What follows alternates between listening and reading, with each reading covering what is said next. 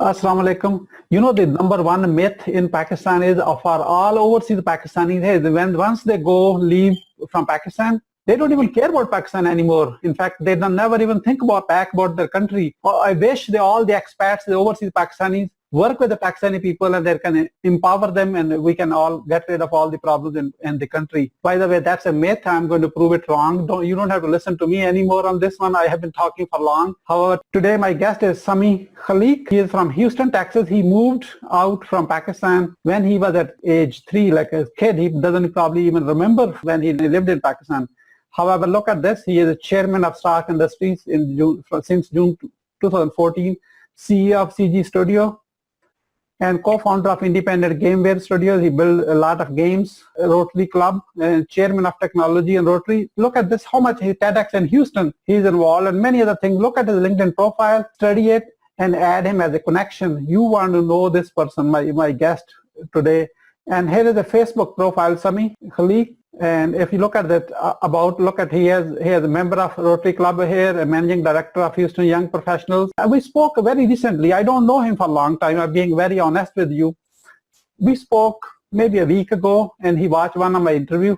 And then suddenly he said with me, he is planning to go to Pakistan and involve many IT professionals all around Pakistan, starting with Peshawar, KPK, and I asked him why. We are going to find out why he wanted to go to KPK first before he goes to, by the way, he is originally from Lahore. He's not from KPK. However, he wants to start with the Peshawar, and we are going to find out that answer in a moment. So stick with us. We are going to remove your myth, what you think is wrong about overseas Pakistanis. It's not only proving it, we are also going to share with you many strategies, how you can get involved with our guest to improve your professional skills and make a lot of money together. Welcome, Sami Khalik. Assalamu alaikum. Walaikum salam. Sami, let me start with this. Where were you? What happened? Who you were surrounded with that inspired you to do what you do today? My biggest inspiration was my father, who runs a textile company here, and his textile firm is based out in Lahore. His factory, and he does a lot of distribution here. So my main exposure to the whole business and investment world was through my father. So tell us how you got educated and how you inspired to become not a job seeker, job creator. So my biggest thing when I came here was, the biggest thing we moved here also was for our education purposes. My father's big belief was education. So when we came here, I started high school, and my exposure to entrepreneurship or being able to go in business was through one of the NASA championships, so National Aeronautics Agency championship that I competed in, and I got first place on a worldwide championship for NASA. And the guy who inspired me to get in business or entrepreneurship was Neil Armstrong himself. When I had a chat with him up in Washington, a lot of you know that Neil Armstrong is the first person to walk on the moon. Unfortunately, he's passed away now, but I think he was my inspiration to where I am today. Oh, that's amazing. So you have a role model to follow, basically. We all have a role model to follow. If you want to be successful, I'm talking to you, you're watching this. If you want to be successful, you have to model the success. And who is your role model? Why not you let us, by writing a comment underneath here, who is your role model you're trying to follow? Because if you don't have a role model, you cannot be successful. I'm telling you, that's what I have learned in my years, and my guest is agreeing with that too, by the way. Sami, what you're trying to do? What are your immediate future plan you want to get kind of engaged with the Pakistani youth? Why is that? Because I'm asking a very skeptical question. Why? Because mostly Pakistani people think, not me. I'm overseas Pakistani myself. However, mostly Pakistani think, all the overseas Pakistani, they are enjoying the good life and they don't really care about Pakistan. You know what? That's a myth. I want you to bust that myth right now. We've started to notice that the youth especially born here with Pakistani parents, have more love for Pakistan than I see with people over there.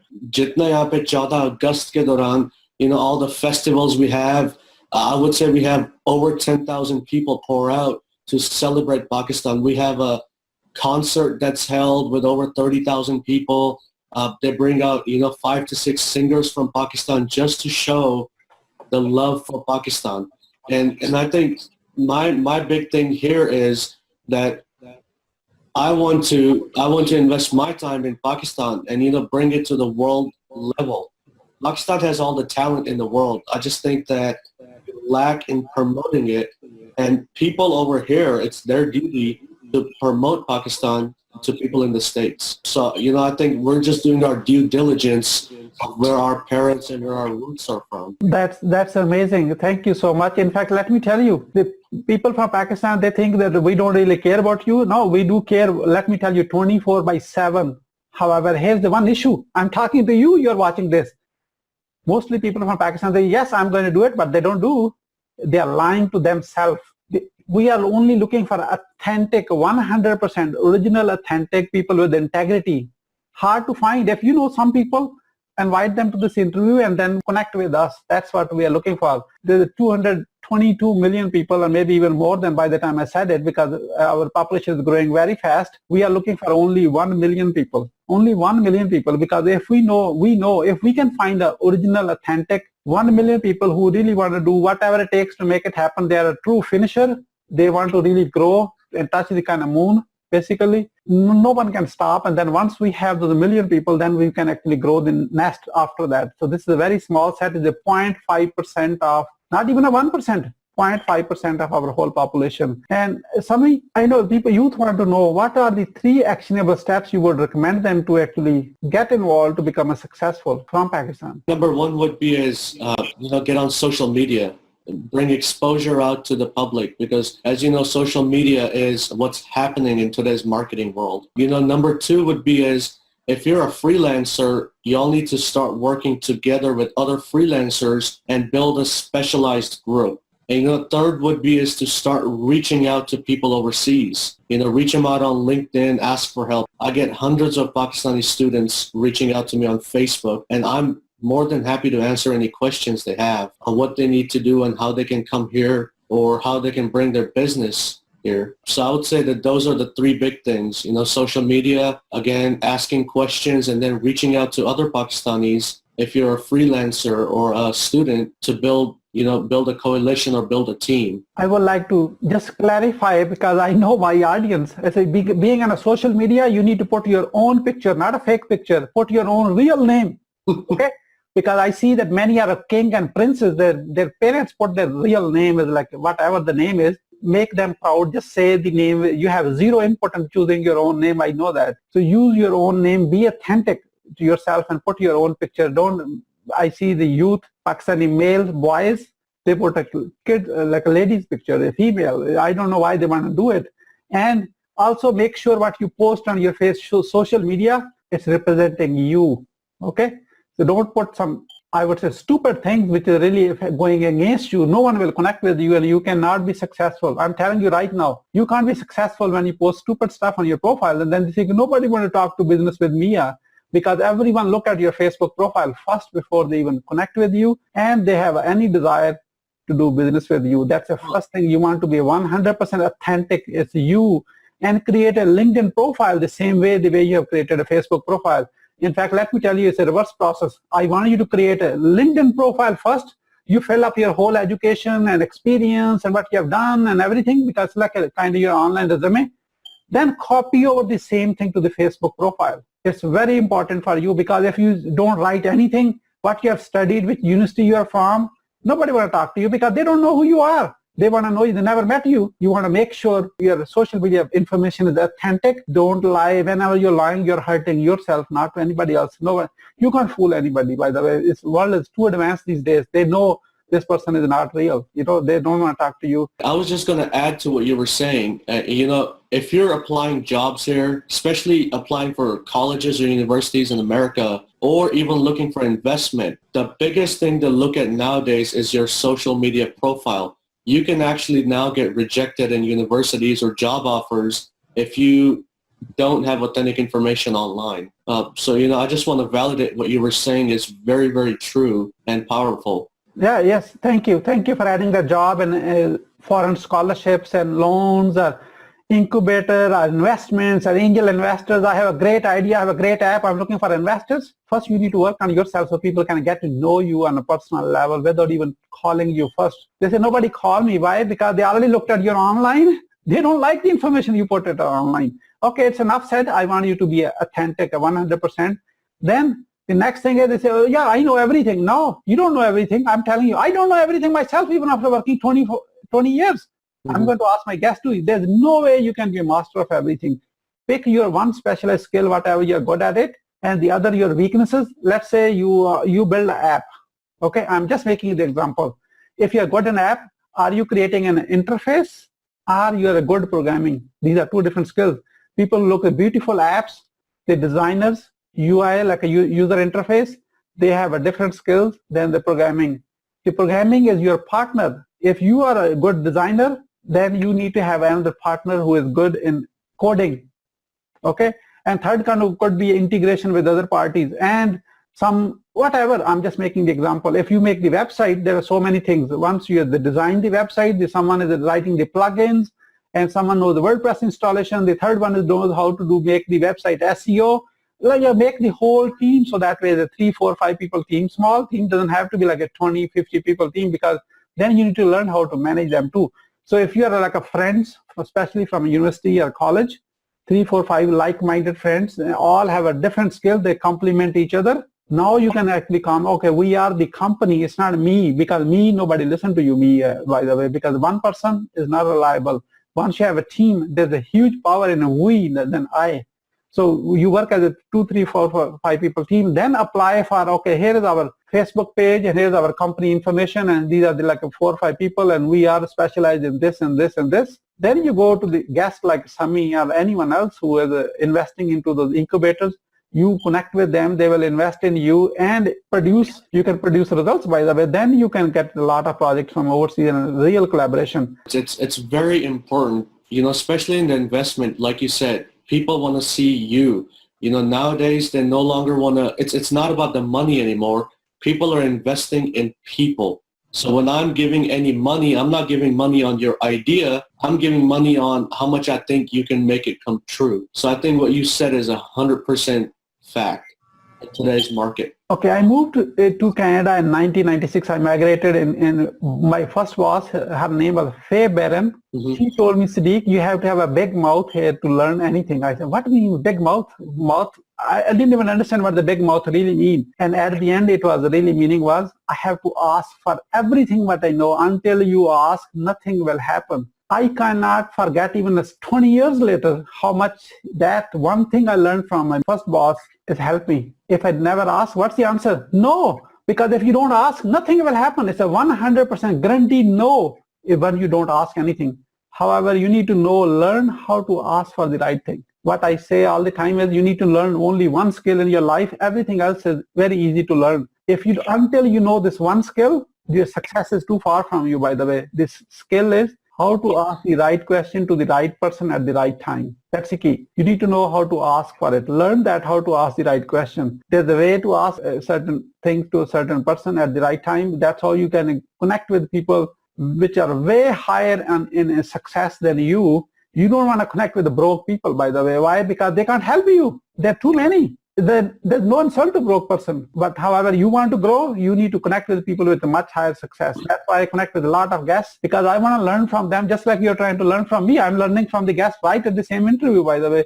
We are learning together. So you keep watching this. So you have to know, simply ask. Ask doesn't hurt. What else they can say? No was already there. No harm done at all. However, you want to learn that how to ask these, how you can get the yes, by the way. Even though they say no, I can even teach you how to convert their no into yes, because most of the time in our whole life, we will get more no's than yeses. Well, and you see, people also want to see how sincere you are with your ask. If you're arrogant and prideful and you just want something, they're going to push you away. So a lot of people automatically assume that, a successful person is not going to talk to me, or that rich businessman is not going to talk to me because I'm a nobody. Everybody's human, and all they want to have is sincerity and how humble you are when you ask or reach them. That's the easiest key that I've learned in business on how to reach some of the top people. That's how I met you, by, watching a video and I asked you what you did. So it's as simple as you said. It's all about asking. Yes, it's all about asking. And let me give a quick tip how to ask for the right things, because if they don't know how to watch other videos, the quick tip is, whoever you are trying to outreach, study their profile first. Study what they are doing, by the way, and then compliment them what they have already achieved. Don't talk about, go to state your question, hey, I need a scholarship from you, invest into my company. So who is this guy? You want to say, thank you, I trust you're doing well. Say something like a greetings, salam, Musliman, whatever. And then you say, okay, I was studying your profile. I saw that you're involved in this one. Keep up the great work. Compliment them what they are already doing. Now you are interested in them. You have to be interesting in the person you are trying to talk to. I say always compliment three times. Not the same statement copied 3 times. So you find 3 mentionable what you learned from that person's profile, and then transition over to your conversation. Learn that one, that this power of 3 will make you a very, very successful person in your lifetime. And then you ask for yourself. They will feel almost like a guilt to saying no to you, because someone is really interested in that person. I say, oh, you are involved in Rotary Club and you're doing this internship. It's amazing work. I learned a lot from you, and keep up the good work. They say, oh my God, love person is flattered. I say, oh my God, somebody actually read my profile and they actually notice what I'm doing. And now say, oh, by the way, and then you can transition to, I'm involved in also the engineering project. Don't ask for money. Mm-hmm. You ask for their advice, ask for help. I'm looking for a collaboration for a person like you who can give me the input on my project. Guess what is going to happen? They can't give you input until they study your work. And once they like your work, in that whole conversation, money conversation is so easy. So you don't have to open up with when you're asking for something in a message, you don't ask for money. The money conversation is not needed at all. Ask for the input, ask for the collaboration, ask for advice. Hopefully that helps. I think we are doing a free coaching right now here, right on the call. And I'm sure once you watch this one, that this will be a new nuggets what you're learning, how to connect with people from your heart, not people can see as authentic, like Sami said. So Sami, as we move forward, as you are aware of, I'm the founder of Pakistani Social Entrepreneurship Academy. That's a project of Al Sharif Foundation. We are on a mission to train 1 million entrepreneurs in Pakistan. I'm looking for a support, the guests like you, and we have a support from many, many people around the world, including many from Pakistan. Do I have your support? Yes, you do. Is that a shy yes or a 100% yes? It's a 100% yes, because I really believe in what you're doing. And I think it's going to change how our nation looks in front of other countries. Thank you so much for your support. We really appreciate that one. Someone who's watching right now, how they can support you? The biggest support would be is for more and more young professionals or more and more Pakistani watching this, come out and jump in the entrepreneurship realm. I think my biggest support or my biggest deal being in business is to bring more Pakistanis and more exposure to them. So the way for them to support would be is to reach out to me and see how I can help them, get in the entrepreneurship or business world. Thank you. Great. So add him on a Facebook friend and also send a connection request on LinkedIn, because and make sure your own profile is authentic first before you even add him, because otherwise I'm going to tell him, don't accept anyone who does not have a genuine, authentic profile. Okay. I'm telling you right on this interview, you want to make sure we want to bring authentic people forward and help them to move to the next step. Sami, as we wrap up, what would you say as a final word? Don't give up. You never know how close you are to being successful, especially if you're a business person. I see a lot of young kids who come to me and after they say, this is my passion, this is my dream, and after 1 month they want to quit because it's hard. The ladder to success is working hard, and each step counts. So just don't give up. I'm operating 4 to 5 businesses with my investments and my work ethics right now. I'm doing 18 plus hours a day. A lot of people don't know that I struggled, many years before I started to see the step ladder for success. So that's my big advice, is just don't give up. All you have to do is ask somebody for help. Thank you. I call the same thing. You have to be finisher. If you start a 5-mile race, if you did a 4.99999999 mile, you can't say you are a finisher. You have to touch the finish line. Mm-hmm. Very important. Anything 4.9 miles, you have done the hard work already. That doesn't count. Touching the finish line at your own pace, that does count. You have to be finisher. It's just a one word. You can say if you are a finisher because you never gave up, basically. I don't know any single successful person who quit. Quitters are not successful. So you want to stick on your mission, and all the ups and downs, wave through and ask for help when you're down. That's how you kind of come up again, and make sure together we can make a difference. Alone, it's very hard to be successful. We all can. That's why you are watching this on an interview. Thank you so much for Sami for sharing your wisdom with us today on the behalf of Pakistani Social Entrepreneurship Academy and its entire committee. We appreciate you. This is Mohammed Siddiq signing off from Atlanta, Georgia. Wishing you good luck, good sales, and I do have a path across again with another amazing guest. Until then, Allah Hafiz.